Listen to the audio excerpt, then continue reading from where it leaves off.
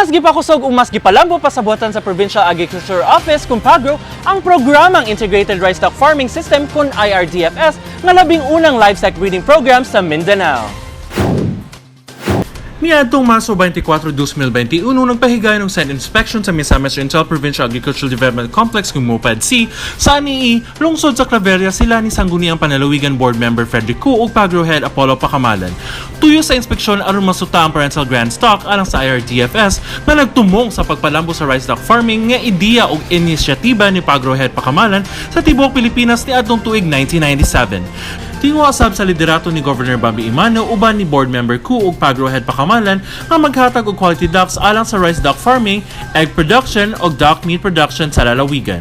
At dunay total 675 ka mga ducklings nga nag-edad og 4-day-old nga gikan pa sa Bureau of Animal Industry sa Chiang Quezon Province nga mga research center sa mga itik sa Department of Agriculture.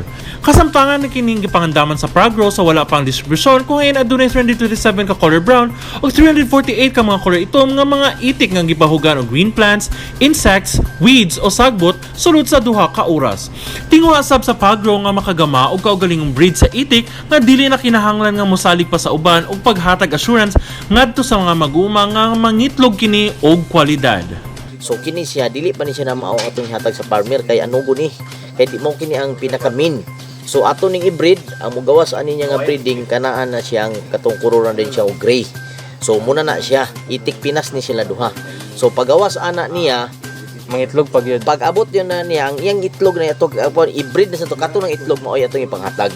Matod ni Board Member Koo. Gipasabot ni Board Member Koo nga mga itik nga giamuma sa kasamtangan dili pa mao ang ipang-apod sa mga mag-uma kay kinahanglan pa kini sila nga i-breed, koloran og color gray og kani sila itik Pinas og kung mag-breed og usab ang itlog maunay iapod-apod ngadto sa mga mag-uma. Dungan sa ilang site inspection ang pagsusi sa napadayon nga construction sa umaabot nga mga breeding houses nga gama gikan sa kawayan kung asa ang mga materyales makita gikan sa sulod sa MOPAD-C.